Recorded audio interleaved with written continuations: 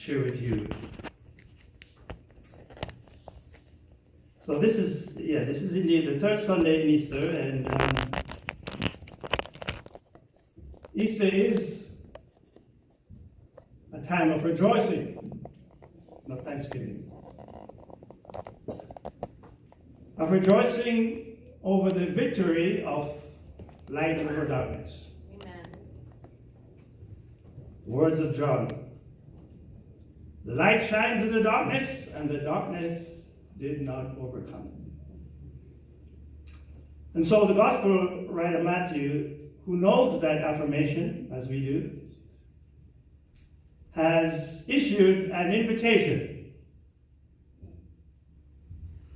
And I'm read the invitation. It says, to the people who sat in darkness. I like the prophet Isaiah because Isaiah even adds a little word. He says, deep darkness.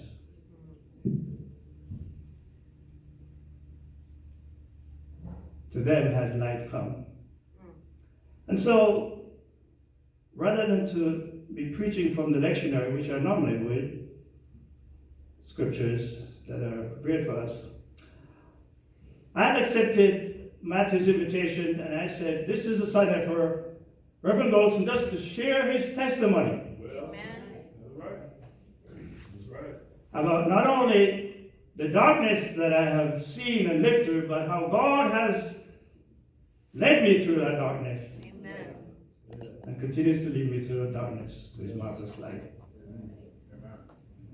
That's good.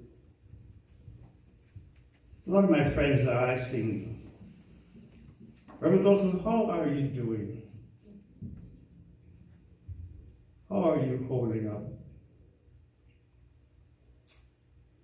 And friends, what I have to say to you is, never in my life have I experienced such deep sense of lostness, such grief, such deep sense of pain, of emptiness, of just wondering about a life that just seems to be completely shattered, upside down. And yes, I've cried before, but friends, I've never cried as much as this.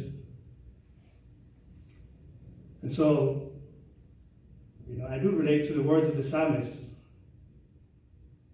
when he says,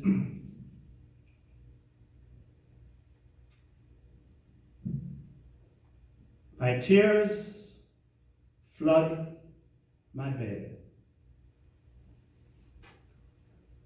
and my couch is drenched in weeping.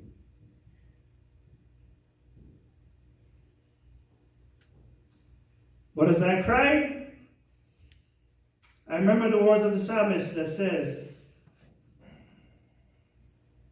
weeping may linger in the night, but joy comes in the morning. And so while I have had to live with this total dismantling of my life because God is gone, and just a sense of utter disequilibrium,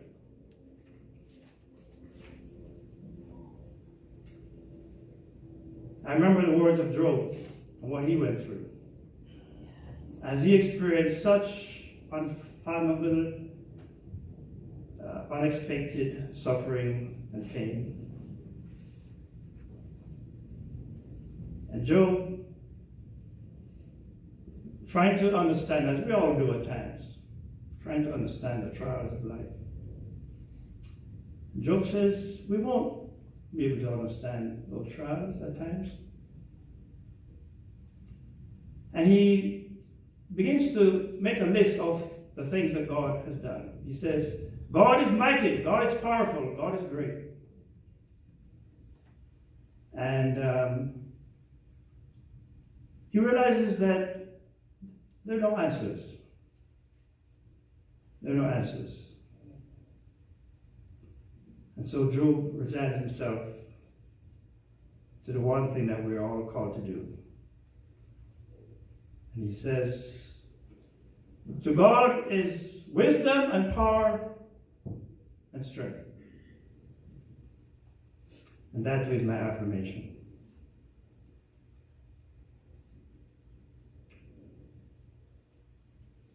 I have friends who have said to me, Reverend Goldson, you have been a pastor for over 40 years. You have buried many spouses. You've counseled people in their times of loss.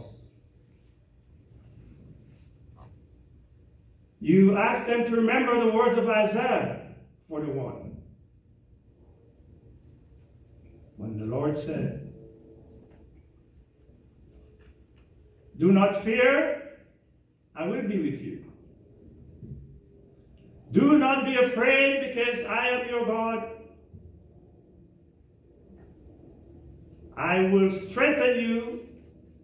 I will help you. I will uphold you with my victorious right hand, says the Lord.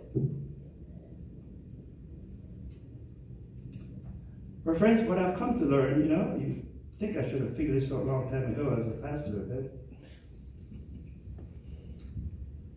it's one thing to sing How Firm a Foundation. Beautiful words.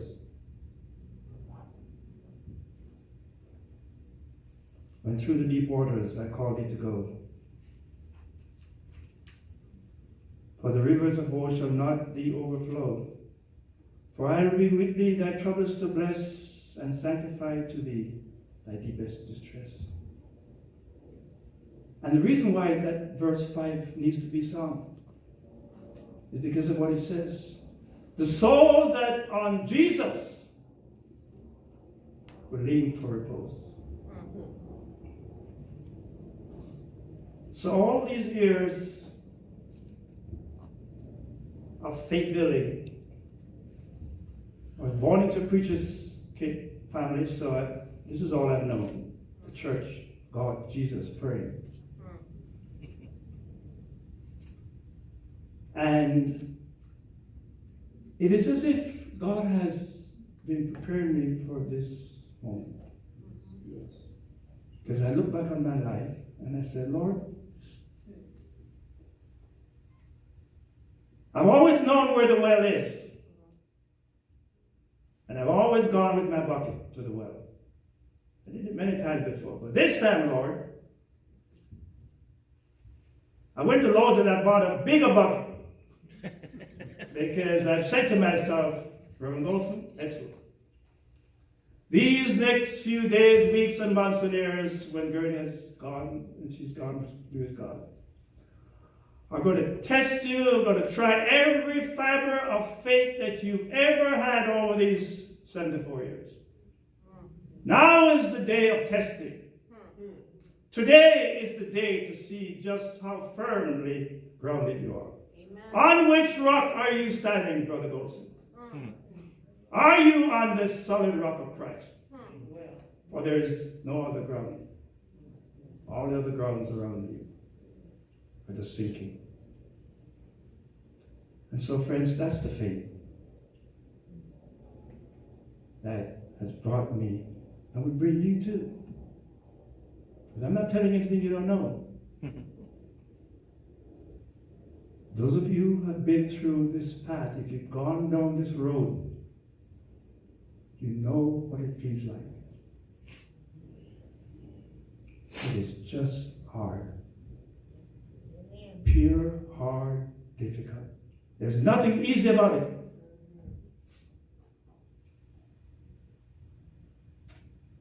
But I'm assured by the God who loves me, who loves you. And so, when friends will say yes, now it's your turn. Let's see what are you going to do, Reverend Goldson. Now it's your turn to figure out what are you going to do about the tears and the utter shatterness of your life, the emptiness, the void, the anger, everything. Well, I will continue to do what the psalmist invites me to do. I will lift up my eyes to the hills, from whence comes my strength. My strength comes from the Lord, the maker of heaven and earth.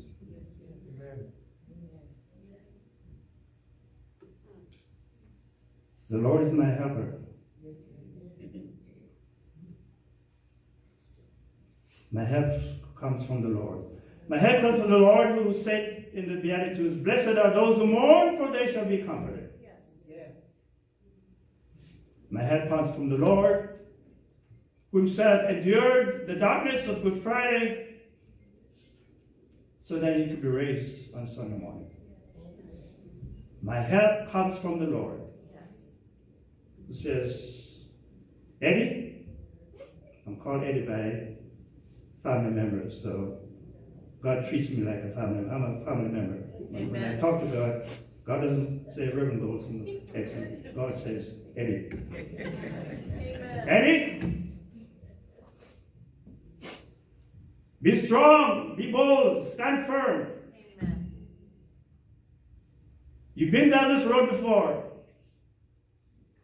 Stand firm so that your God, your father and your mom who are in heaven and Gertie will be proud of your faith and your testimony. Amen. The Lord is my helper. And the Lord will lead me through. And as the songwriter says, because he lives, I can face tomorrow.